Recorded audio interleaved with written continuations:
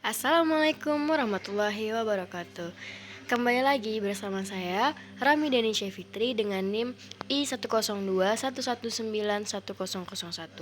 Nah, kali ini saya akan mempresentasikan mengenai soal pemicu, metabolisme, integrasi, dan regulasi metabolisme. Sebelumnya saya dari kelompok 12 yang menggotakan saya, ya, kemudian ada teman saya Harum, kemudian ada Yunita, kemudian ada Nadia, dan yang terakhir adalah Wuri. Selanjutnya saya akan melanjutkan.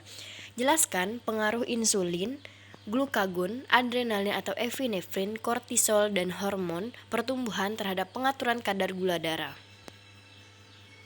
Keseimbangan kadar gula darah sangat dipengaruhi oleh hormon insulin dan glukagon. Fungsi dari kedua hormon ini saling bertolak belakang. Ketika glukagon berfungsi untuk meningkatkan kadar gula darah dan dengan merangsang hati untuk memproduksi glukosa dan menghambat sekresi insulin. Ketika kadar gula darah meningkat, baik sebagai akibat dari glikogen konversi atau dari pencernaan makanan, hormon yang berbeda dilepaskan dari sel-sel beta dan ditemukan di Pulau Langerhans di pankreas. Hormon yang dihasilkan ialah insulin yang menyebabkan hati untuk mengubah glukosa menjadi glikogen dan memaksa sekitar 2/3 dari sel-sel tubuh untuk mengambil glukosa dari darah melalui GLUT4 transporter sehingga menurunkan gula darah. Ada juga penyebab lain peningkatan kadar gula darah ini, di antaranya adalah stres. Kemudian ada hormon seperti epinefrin, juga dikenal dengan istilah adrenalin. Adrenalin melalui pembebasan glukosa dari cadangan sehingga menyebabkan kadar glukosa meningkat. Kortisol melalui gluconeogenesis protein dan penghambatan oksidasi glukosa. Hormon pertumbuhannya ini dengan menurunkan pembentukan glukosa baru demi pembentukan protein, tetapi menghambat oksidasi glukosa. Hormon pertumbuhan juga merangsang produksi protein IGF-1 dan meningkatkan konsentrasi glukosa atau gula darah dan asam lemak bebas. Yang kedua, diketahui ada beberapa proses: glikolisis, glikogenesis, glikogenolisis, lipogenesis, lipolisis, sekresi insulin, sekresi glukagon, dan gluconeogenesis. Nah, jelaskan proses apa saja yang terjadi pada saat tubuh dalam keadaan kenyang dan lapar atau puasa. Pada kondisi kenyang, kadar glukosa plasma naik sehingga untuk menetralisir peningkatan glukosa, maka otak memberikan instruksi kepada sel beta pankreas atau terstimulasi untuk mensekresi hormon insulin sehingga sekresi insulin meningkat dan glukosa yang berlebihan disimpan. Selanjutnya, penyerapan glukosa di otot dan jaringan adiposa naik untuk mengubah glukosa menjadi glikogen. Melalui proses glikogenesis pada kondisi kenyang, proses glikolisis dan lipogenesis terjadi, sedangkan proses lipolisis dihambat. Glukosa yang diubah menjadi glikogen disimpan di otot, dan glukosa yang diubah menjadi triasilgliserol disimpan di jaringan adiposa.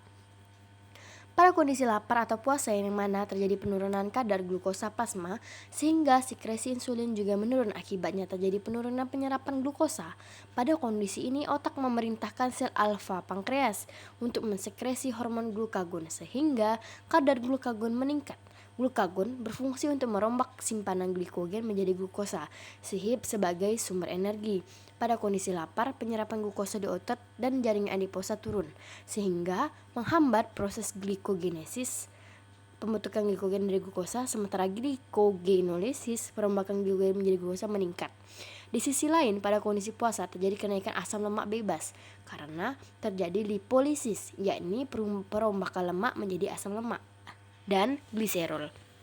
Karena tidak terjadinya karbohidrat dan glikogen sebagai sumber energi, dengan kata lain, proses pemecahan lemak atau lipolisis sebagai sumber energi jika glukogen tidak mencukupi meningkat, serta pembentukan glukogen dari non-karbohidrat seperti dari lemak, protein, dan asam laktat juga meningkat proses gluconeogenesis. Soal yang ketiga, jelaskan metabolisme integrasi karbohidrat, protein, dan lemak. Metabolisme integrasi karbohidrat, protein, dan lemak adalah bertemunya 3 makromolekul karbohidrat, protein, dan lemak dalam suatu titik sebagai jalur bersama terakhir, yaitu siklus asam sitrat atau yang biasa kita sebut dengan siklus Krebs. karbohidrat, protein, dan lemak akan dihidrolisis dan masing-masing akan menghasilkan gliserol dan asam lemak untuk lemak, monosakarida untuk karbohidrat, dan asam amino untuk protein. Karbohidrat dan lemak akan pada hasil akhir akan menghasilkan asetil-CoA, dan hasil akhir hidrolisis protein akan menjadi keton setelah mengalami serangkaian siklus. Asetil-CoA dan keton kemudian akan mengalami siklus Krebs atau asam sitrat. Yang keempat, bagaimana sih pengaturan gula darah normal saat kenyang dan puasa? Nah, pada saat kenyang, zat makanan yang masuk akan diserap melalui traktus digestivus dan diedarkan ke seluruh tubuh. Pada saat kenyang, glukosa saat berlimpah dan ia merupakan sumber energi terbesar. Sedangkan lemak dan protein sangat sedikit digunakan sebagai sumber energi, karena hampir semua sel akan menggunakan glukosa sebagai sumber energi apabila tersedia. Kelebihan energi tidak segera digunakan, tetapi disimpan dalam bentuk glikogen dan trigliserida. Saat puasa pula, pada saat berpuasa kadar glukosa darah akan turun sehingga menyebabkan penurunan sekresi insulin yang kemudian mengakibatkan peningkatan kerja hormon kontrainsulin yakni glukagon dan katekolamin yang menghasilkan pemecahan glikogen menjadi glukosa. Setelah beberapa jam berpuasa, cadangan glikogen dalam tubuh akan berkurang. Kemudian dilanjutkan dengan yang kelima, bagaimana sih regulasi atau kontrol proses metabolisme karbohidrat, lemak, dan protein saat kenyang dan kondisi lapar. Pada keadaan lapar berat, fungsi seluler menurun karena kurangnya protein. Karbohidrat dan lemak akan lebih dulu digunakan dibanding protein sampai derajat tertentu karena mereka lebih diutamakan untuk digunakan sebagai energi dibanding protein. Glukosa turun, insulin turun, glukagon disekresi untuk merombak cadangan energi berupa glikogen di otot dan trigliserida di adiposa menjadi glukosa. Glikogenolisis naik, glikogenesis turun, lipolisis naik, lipogenesis turun. Jika kondisi berkepanjangan, maka dibentuk energi melalui proses gluconeogenesis, yaitu pembentukan glukosa dari non-karbohidrat seperti protein, lemak, asam lemak, gliserol, dan laktat. Pada kondisi kadar glukosa darah rendah, pusat kenyang tidak lagi menghambat pusat makan, sehingga memacu pusat tersebut dan timbul keinginan untuk makan atau nafsu makan naik. Pengambilan makanan, glukosa meningkat dan kembali normal. Pada saat kenyang, glukosa naik, insulin disekresi naik, glikolisis naik. Jika kelebihan glukosa, maka akan disimpan dalam bentuk glikogen dan lemak. Glikogenesis naik, glikogenolisis turun, lipolisis turun, dan lipogenesis naik. Gluconeogenesis turun. Berikutnya yang keenam, jelaskan apa yang terjadi pada kondisi diabetes terkait proses pengaturan gula darah dan kontrol proses metabolisme. Mekanisme kerja GLP-1 adalah menstimulasi insulin pada saat glukosa darah meningkat sehingga terjadi hiperglikemik dan berhenti bekerja apabila kadar glukosa sudah menjadi normal kembali. Pengaruh aktivitas fisik pada penderita diabetes mellitus yaitu untuk menormalkan berat badan serta memperbaiki sensitivitas insulin sehingga kadar glukosa darah terkontrol. Proses pengaturan kadar glukosa plasma merupakan mekanisme homeostatis yang diatur sedemikian rupa dalam rentang yang sempit dan diatur dengan halus. Kadar gula darah dapat dikontrol dengan 3 cara, yaitu menjaga berat badan ideal, diet makan seimbang, dan melakukan olahraga atau latihan fisik.